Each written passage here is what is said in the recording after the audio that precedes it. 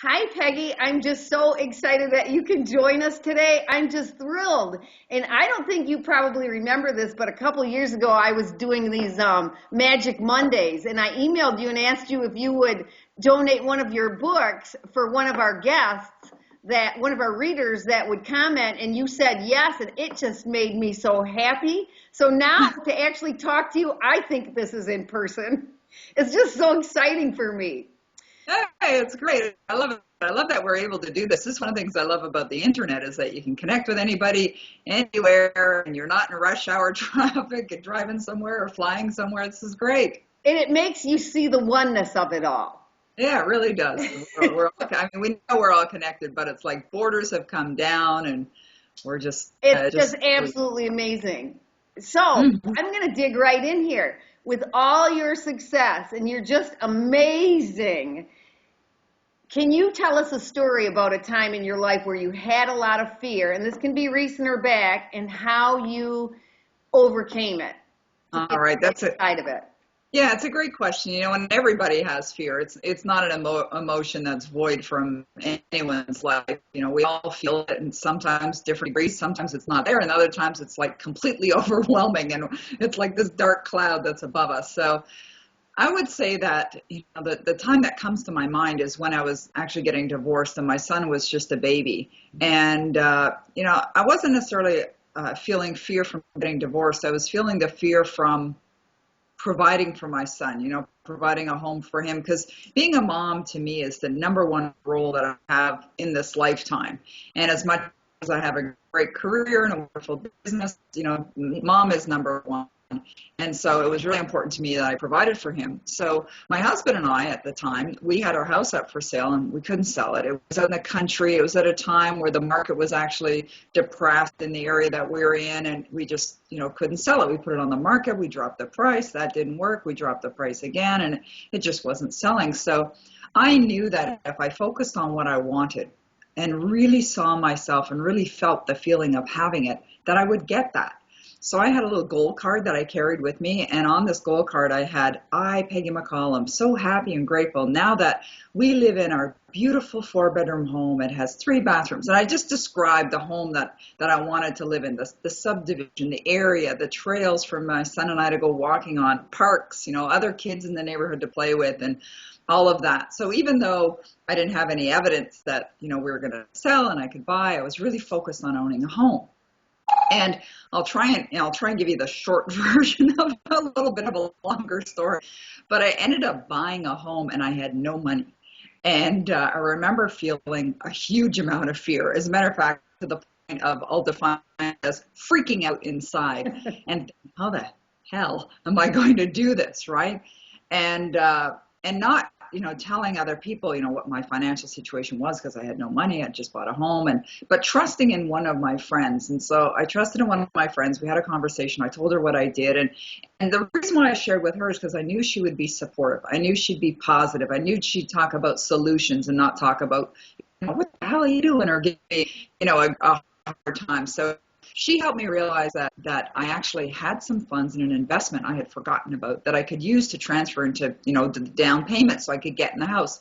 So I did that. You see, when you're in fear, you're blocked from any possibilities. It is like that dark cloud, literally like a dark cloud. You don't even see what the options are. And then I saw, oh, there's an option here. There's a way, to make this happen. So I get in the house. And then what I did was I did up the deal where I would occupy the home for 6 months and then close the deal, because I wanted time to come up with the money. And so I was in the home and I would really focus on seeing the deal closing smoothly, having all the funds to do so. I would focus on that. But every once in a while I'd start to feel this, gut-wrenching pain in my stomach that would go like, oh my God, what have you done? Now you've taken your investment, you put it in this, and what if you don't have to come up with the money? You're going to on the street, and so I'd start to feel that fear like come up like this volcano that's just erupting inside. And I created strategies to switch from fear to faith, because I knew that the opposite of fear was faith, and I had to switch to faith. So I created these questions that I would ask myself, and the questions I would ask myself started with, Peggy, what is it you want to experience? So it's like, oh, okay, well, I want to experience owning that home and, closing the deal easily and effortlessly and harmoniously. Okay, great. What's that going to feel like? Oh, it's going to feel great. I'm going to feel relaxed. I'm going to be happy. All right. All I need to do is connect to that feeling and consistently stay in that feeling. And that's what I did. So I'd feel the fear. I'd use my switching technique by asking myself the questions, and I'd put myself in faith. And as it turned out, the company that I was working for went public. And as an employee, we had the option to buy options, which turned into shares, and we could trade them on the day that the company went public. My house was closing on December the 1st. On November 26th, the company went public. The stock went skyrocketing. I sold it, and I had all the money to close the deal on the 1st of December.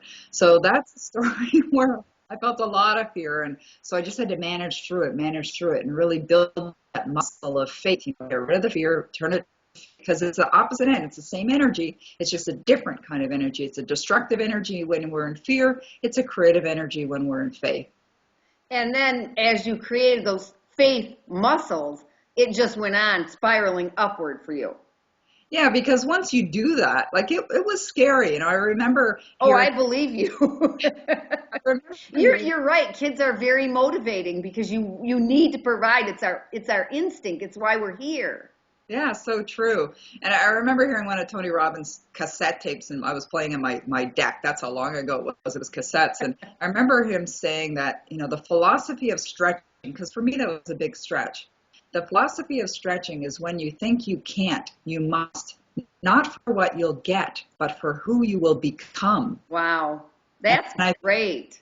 It is. It's a great state. And I found that I became so much more, and it really helped me build that muscle of faith, which I've taken forward. I've used that many times. Same with the switching strategy. I teach switching strategies, and it's very helpful because fear is an emotion that we're all going to feel at some point, and many points perhaps. Talk about that. Well, you kind of did, but specifically talk about that dimmer switch in your book, because I think people get that quickly.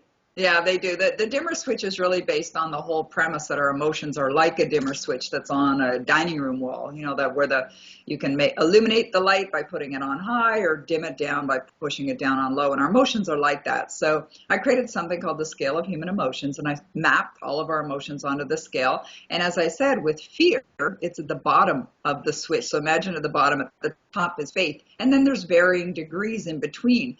So if you're not feeling overwhelming fear, but you're feeling a little bit, you're probably moved up the scale. And if you start to feel a little bit of hope, you're probably getting closer to faith, right? So there's different things that we can do to move up the scale. But at some level, we're either on that switch, switch somewhere. It's not an off. It's not like a permanent off switch.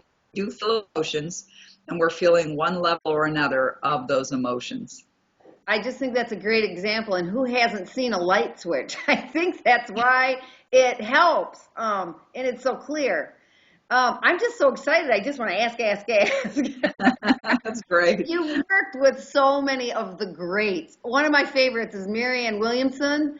And when I saw her, I knew I wanted to write a book, but it wasn't until I saw her on Oprah the very first time. And I got married like when I was 17 and pregnant. And then I had 4 daughters by the time I was 22.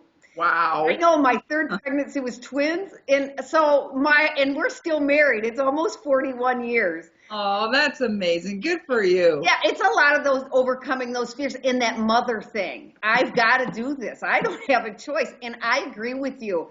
It's not only the most important job in the world, I still think it's the most difficult. and now that they're adults, my difficulty is zipping my lip. Instead of providing for them, now I have to provide the emotional space for them to grow. But sometimes my ego wants to get in there.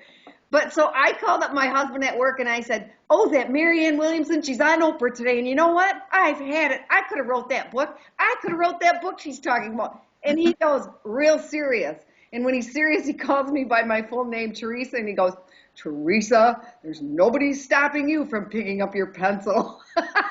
Oh, wow. I hung up the phone and I thought, and he's absolutely right.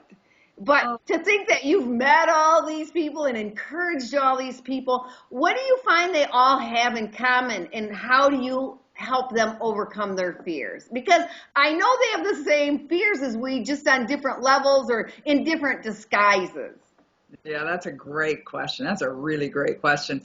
I would say, what do they have in common and how do they overcome their fears? One is that I would say that they all have in common that they have a desire to give. Just straight from their heart, they want to give. They do the work that they do because they're extremely passionate about I it. got goosebumps. Yeah, me too, actually. It's not because they do it for the money. It's not because they do it for the fame. A lot of them don't even want the fame, and a lot of them are very sensitive. I remember having a conversation with Greg Braden one time. We became friends from me working with him, and I said to him, I said, Greg, how do you deal with those negative comments that appear on Amazon.com about your book? He says, I don't look at them. He said, I look at them. They bother me. Right? So it's not that they're not, that they're not, humans and have emotions. They do. So the one thing that they have in common is that they're very passionate and they're giving. They just give straight from the heart. And how they overcome their fears is by reminding themselves of what they already know. It's like Oliver Wendell Holmes says, we all need an education in the obvious. They know this stuff. They're going to have this experience, but they just remind themselves again, then they can, reconnect to what they know is the truth, and then be an example of that. And that's another great thing, the work that they do, doing the work you do and doing the work that I do. We have to be the example. So it's like we must be, if we're authentic, we are portraying, these truths in our lives every single day. So we have to kind of like step into that persona and be that person who is, an example of, being bold. Oh, that's big. Mm-hmm. That's a responsibility. It is responsibility. We tend to put them on pedestals, put anybody on a pedestal. I've heard somebody say that we compare our worst to their greatest. And so put them on pedestals and think that, it was easier, or they had better help, or whatever, right? But what they're saying is an example of how they took the responsibility and they become the person they have to be to go forward. Yeah, that's huge. It's huge. That's a huge amount of work, It is. Because our egos, we have to learn so much how to shut that negative voice off. Silly stuff that we allow to get in our way. Or I do anyway. Oh, you're not alone. You're not alone. Everybody does. My last question, what was it? Let me look at you. Maybe I can get it. It's not working. What words do you want to leave us with? What words of wisdom, what words of love, what words of anything come to heart? Well, the thing that comes to my mind, I always, when I do interviews, I just let intuition take over. What needs to be said, be said. It's like I'll allow what messages need to come from the universe and flow through me. And what comes to mind is that one of the things that I found that people find very liberating about Your Destiny Switch, which is the book where I created the whole scale of human emotions, is that we are emotional beings that do have emotions that go up and down on this scale. And if we just stop judging ourselves for that, right? Stop whipping ourselves and giving ourselves a hard time because we got angry, or because we got frustrated, or because we got upset or afraid. Right? Realize it's part of being a human, and just realize that the power is within us, that we have the ability to control it, and that if we just choose to focus on positive emotions, anytime you're feeling good, you are going to attract good into your life. So just become very aware of what are you feeling, where are your emotions, and if you're not feeling good, realize that you are repelling good from your life.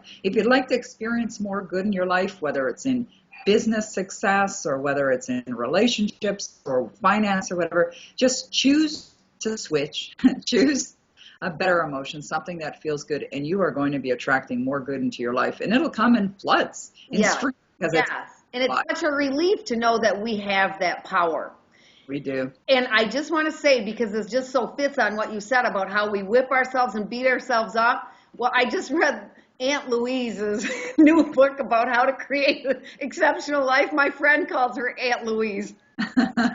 Louise Hay is who I'm talking about. And so one of her things was to, when are mad at yourself or whatever for the past, you just remind yourself that's in the past. I move forward in the future with love. I wrote that down on an affirmation card. I just made that part of my, because it's so easy for us just to notice we have that negativity bias. Well, we'll beat ourselves up for whatever, and we forget just to create or celebrate our happiness and give ourselves praise and lift ourselves up. So thanks for bringing that up.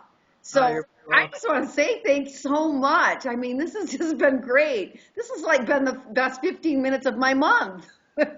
Oh, that's so nice to hear. Thank you very much. I really appreciate it. Also, I really like that you took that quote and you wrote it on a little index card. That's a great idea. Another great technique for emotion. Right. And I think when I hurt somebody, because I can't hurt somebody, we hurt ourselves with our thoughts. But when I think that I've hurt somebody, I don't want to hurt anybody. And so that's when it really helps me is I can let that go and I can move forward in love into my future. You know, it's past, it doesn't exist. Leave it to her how many years later to bring me right back to my center. Oh, yeah, she's great. She really is. There's someone else who's very authentic and true and passionate about her work. And again, you would know. And so thank you so much. I so appreciate you taking time out of your busy life to come and talk to me and my readers about fear and help us all move ahead too. Thank you. My absolute pleasure. Thanks, Tess. Bye-bye. Bye.